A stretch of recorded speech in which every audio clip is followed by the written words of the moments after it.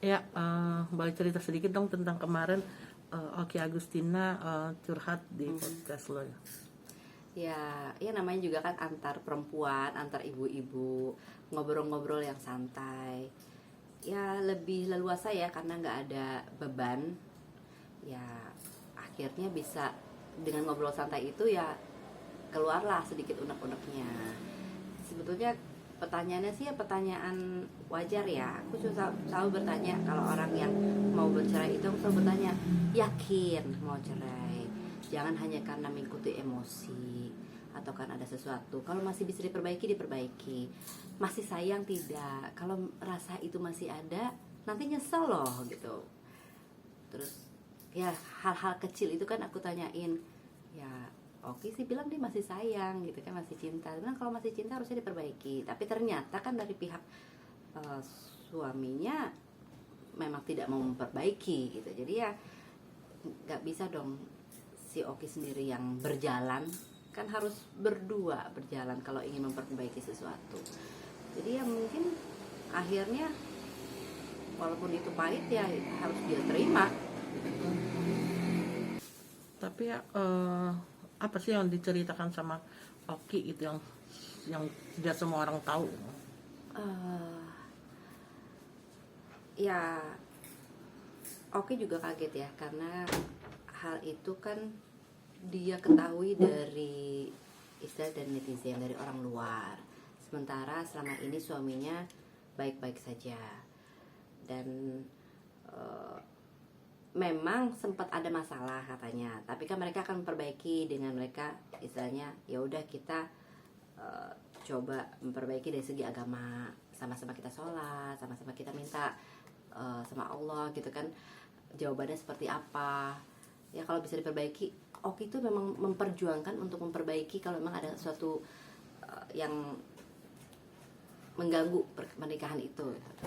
Dan ternyata kata Oki mungkin jawabannya itu ya, suami gue secara keimanan lemah tadinya, tapi dia mengakui bahwa ya saya salah, kesalahan saya adalah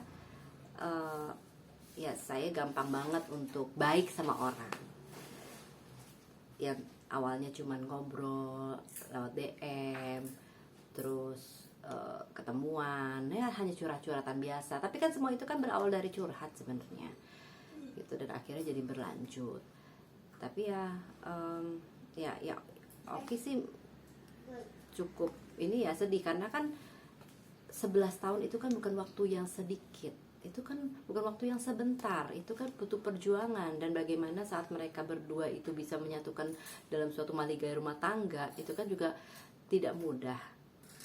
Nah ternyata ya harus berakhir begitu aja gitu ya, kesian. Dan salah satunya juga mungkin salah satu pemicunya ya long distance itu. Memang kalau pernikahan itu sebenarnya lebih baik jangan pernah berpisah ya, artinya tetap harus dalam satu rumah tangga gitu. Nggak bisa suaminya di daerah lain, istrinya di daerah lain, ketemu paling 3 bulan sekali. Oke bilang bukan sebulan sekali, malah 3 bulan sekali, kadang-kadang 6 bulan sekali ya repot ya. Menurut aku sih repot kalau pernikahan seperti itu. Nggak ada orang sehebat-hebatnya keimanan ya, apalagi kata Jenny Cortez ya orang juga harus ngecas kali gitu kan. Jadi agak sulit bagi seorang olahragawan kan, ya pasti ya nggak mungkin jauh dari istrinya. Mungkin itu salah satu pemicunya ya, mungkin itulah buat pelajaran buat kita ya dalam rumah tangga. Jangan merasa menggampangkan segala sesuatu. Oh tenang aja, dia di luar dia baik-baik aja kok, selama ini baik-baik aja. Nggak bisa. Sesuatu yang long distance itu memberikan ruangan untuk hal yang lain masuk ke dalamnya, entah itu dari sisi laki-laki ataupun dari sisi perempuannya. Itu sangat rawan, itu menurut aku.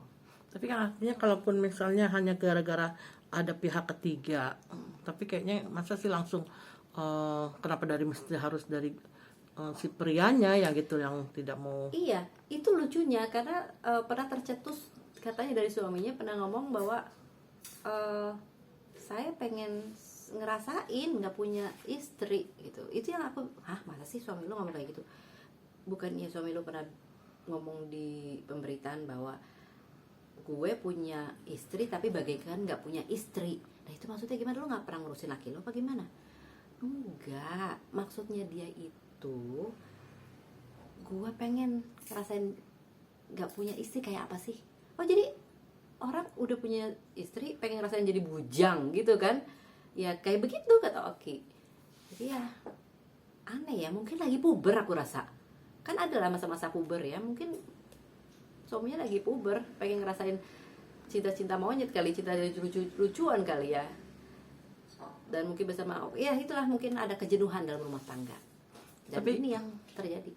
Tapi kan artinya Oki sendiri merasakan nggak bahwa dia juga sebenarnya mungkin ada salah atau apa gitu kan, nggak mungkin dari satu pihak saja.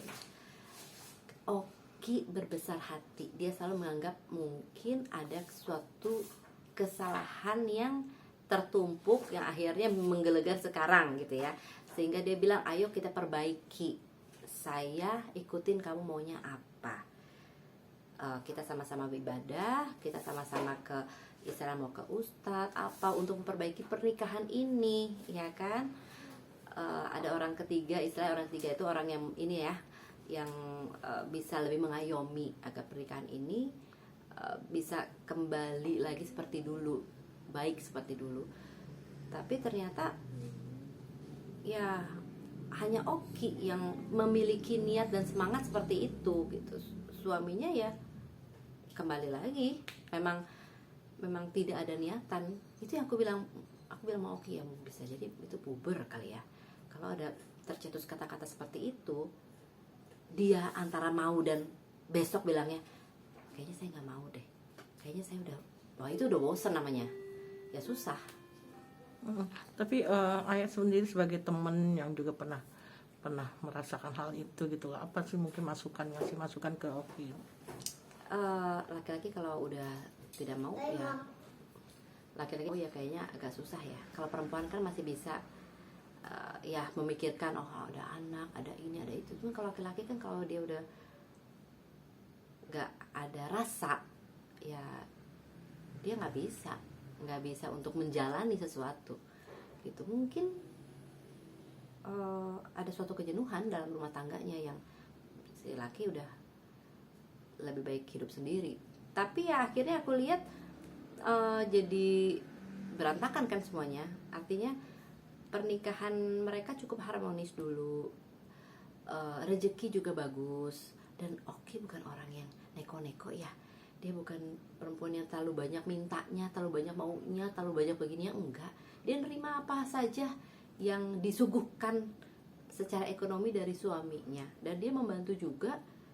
Oki juga punya bisnis sendiri, dia bekerja, dia juga ngurus rumah tangga, ngurus suami, ngurus anak. Dia udah melakukan semua yang terbaik. Tapi ya itu, kadang-kadang apa yang kita lakukan terbaik belum tentu bisa diterima dengan baik juga kan sama orang lain gitu, sama suaminya. Ya akhirnya itulah, mungkin ada kejenuhan itu ada, mungkin itulah jarangnya bertemu. Wah itu yang bahaya, jarangnya bertemu, akhirnya kita jadi biasa, kita bertemu lagi dengan pasangan kita udah hambar. Bisa jadi seperti itu, dan itu yang sering kali terjadi. Artinya dari Oki sendiri sudah siap ya menerima apapun keputusan dari hakim.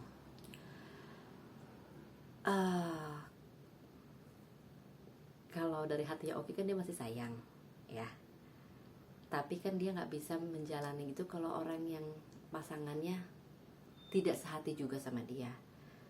Jadi ya mau nggak mau dia nggak ada, she has no choice, dia nggak punya pilihan lain. Ya kalau memang jalannya harus berpisah, suaminya juga ngotot, ya udah kita pisah aja. Toh juga si suaminya kok yang mau untuk bercerai. Jadi bukan Oki yang ngotot, hanya mungkin Oki yang mengajukan, gitu aja. Jadi ya dia pasti terimalah. Dan dia juga bilang sekarang gue ngurusin anak dulu, dan kalau gue bisa, ya istilahnya anak gue alhamdulillah satu ada yang udah kerja, udah jadi artis, jadi gue konsentrasi sama anak gue. Terus yang kecil-kecil, yang paling terpukul adalah anaknya yang perempuan ya.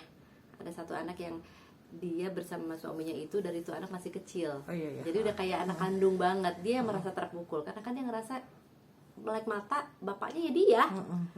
Terus tiba-tiba akhirnya dia merasa yang terhianati itu dirinya gitu. Itu yang sama Oki sekarang lagi yang diadem-ademin hatinya.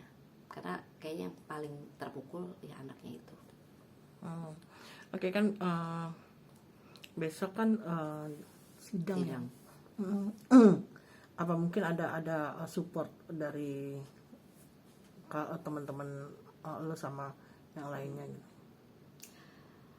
Oke, kalau kita lihat ya keadaannya ya, itu kalau udah ketemu kita ya teman-teman ininya dia ya,